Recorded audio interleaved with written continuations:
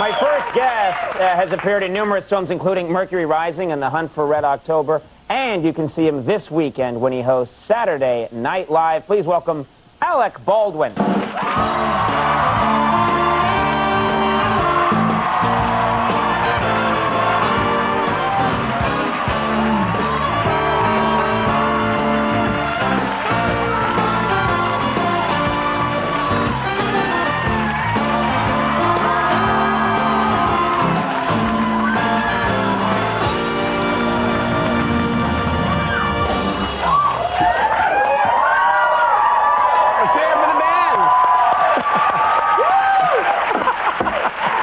Beautiful.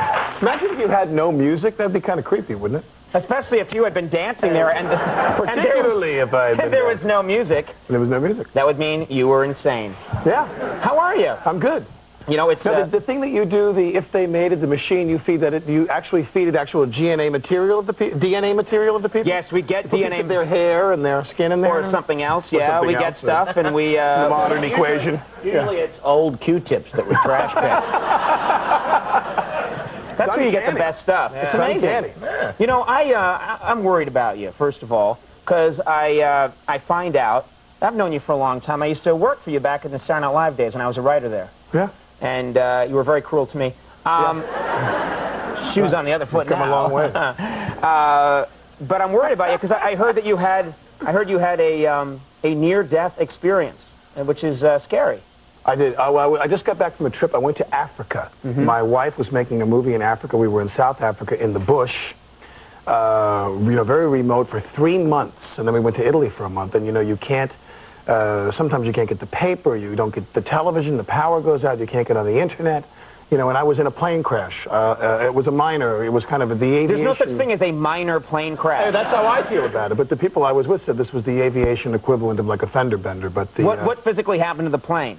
We were flying the plane, and when you come in on an airstrip that you haven't landed on before in a small aircraft, they do a pass. And the guy does a pass, the South African pilot, and he says, "Oh, the light is on, indicating that the landing gear has not come down. But we've had this problem before." So, and I'm thinking, you put me in the plane that you had the landing gear problem? Right, that's the plane you leased me? Right. Because we leased this plane. And so he says, "We'll take a pass." We take a pass, we come down. He goes, "I think the landing gear is there. And we'll touch down and see if we can feel it underneath us, underneath the carriage." And so we go down and we start to land, and the wheels are there. And the wheels collapse. And the plane goes down the runway, over the runway, down this hill. And like for 1 second, 2 seconds, I thought, I'm going to die in a plane. Wow, I never figured on that at all. Right. Why did you become a pirate during that moment? Because all of my many lives started shuffling through. It was like a CD shuffle of my souls was just kind of going. I was sitting there going, "Oh no! I never figured on that at all. What could this possibly be?" So it was like echoes and baffles and everything. Yeah. Anyway, that's amazing. I didn't know that happened to one, but take my word for it. I'm looking forward to it. Okay. Take my word for it. It does indeed happen. There's a kind of a soul echo baffle thing, and then we crashed the plane. And were you bouncing around? In bushes. Well, no. As the plane, he cut the wheel so we wouldn't go down the hill and into these big rock outcroppings and stuff. So he cuts the wheel. We had one wheel into trees. He deliberately crashed the trees into the plane into the trees and bushes. Good pilot. He was actually. Yeah. I know how to help us. I'll steer towards the trees. He saved our lives probably, And then he crashed the plane. And as we're crashing into the trees, I kind of braced myself.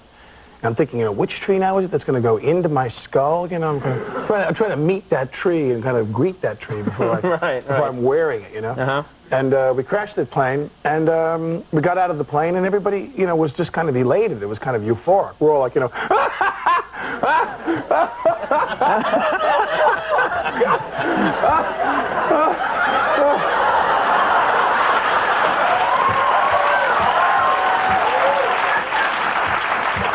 You haven't changed a bit, Conan.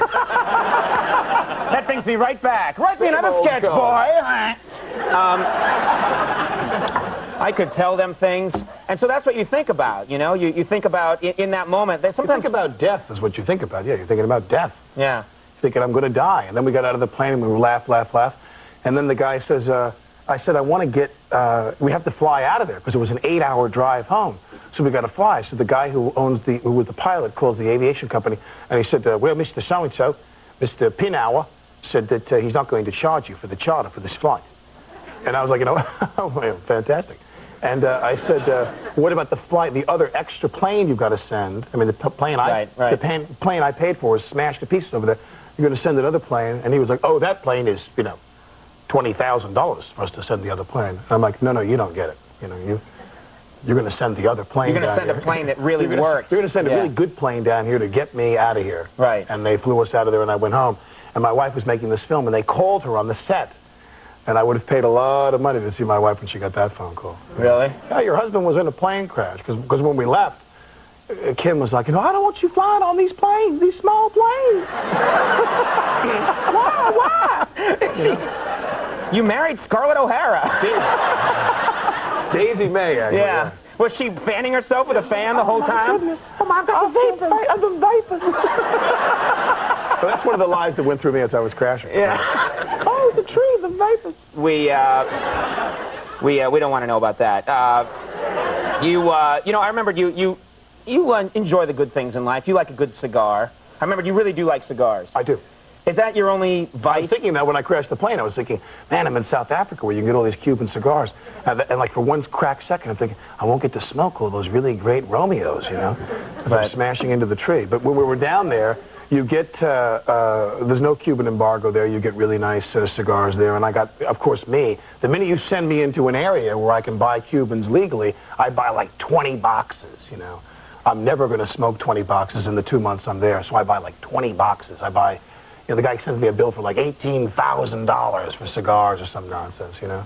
Can't you just like take the Cuban bands off the cigars and like make a hat out of them and wear it back? I mean, isn't there? Oh, that's illegal. Oh, right. I don't know. Don't. That's yeah. Well, I go through customs. When you go through customs, you got to claim something. You know what I mean? Right. I mean, you got to claim. So I claim things when I go. I claim what I claim everything that I buy. Right.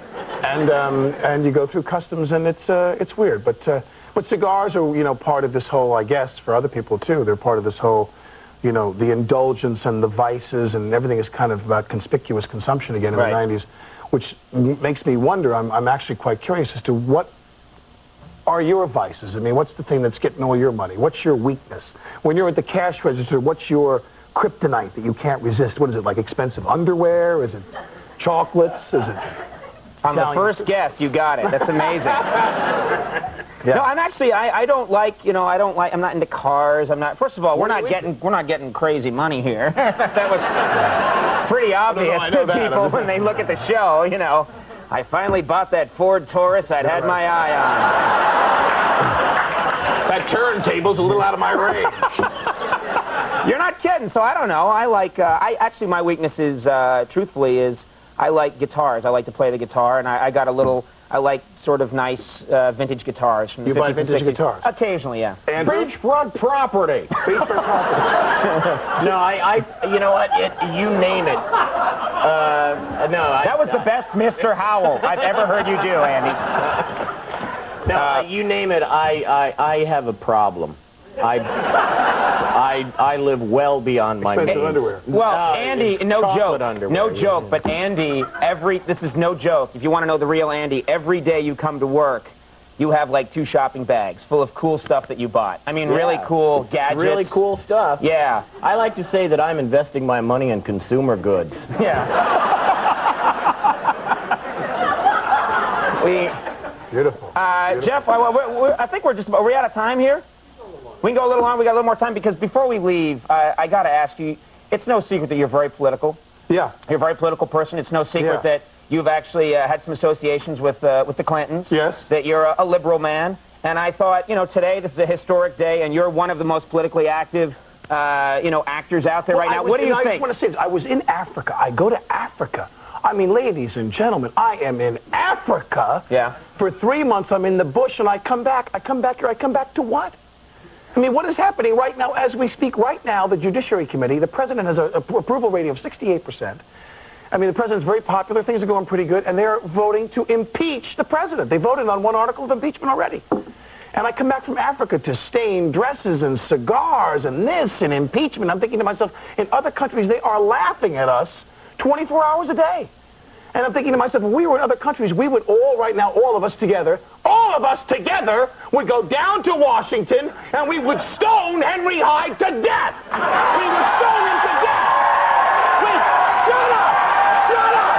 No, shut up! I'm not finished. We would stone Henry Hyde to death, then we'd go to their homes and we'd kill their wives and their children. We'd kill their families. What is happening in this country? What is happening?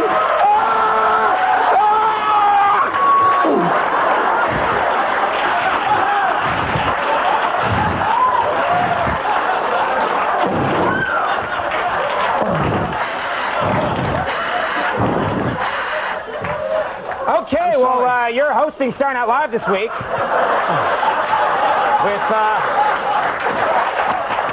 That's pretty good. It's for him, Andy. Oh, sorry. I'm sorry. Here, you can have this. I'm sorry. Hosting Saturday Night Live this week with musical guests Luciano Pavarotti and Vanessa Williams. That is some show. And for my money, I got to say this all the time I was working there. You're one of the best Saturday Night Live hosts out there, so check out this show. Alec Baldwin, he feels things deeply. Go down to Bruce's coming up. We'll be right back.